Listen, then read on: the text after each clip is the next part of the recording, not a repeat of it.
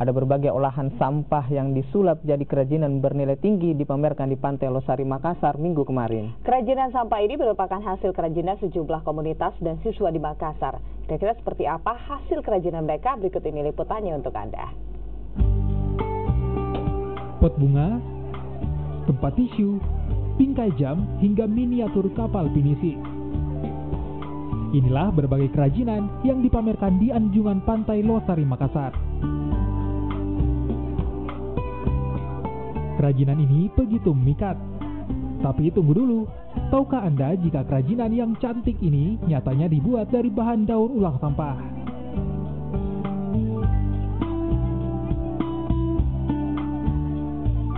Adalah para komunitas dan siswa sekolah yang menyulap limbah sampah menjadi kerajinan bernilai ekonomis tinggi ini.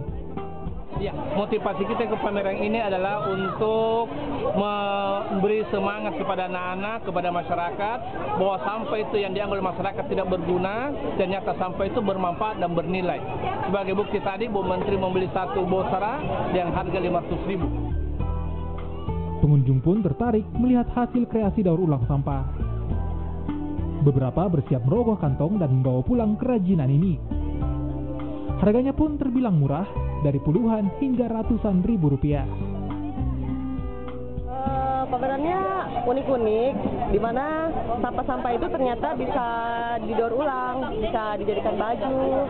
Ini seperti ini, pot. Tadi sudah lihat apa saja hasil-hasilnya? Tadi lihat itu karnaval pakaian yang seperti di sana. Sampah memang jadi masalah lingkungan. Tapi sampah juga bisa jadi kerajinan bernilai ekonomis bagi mereka yang bisa melihat peluang. Nila Rustam, Kompas TV, Makassar.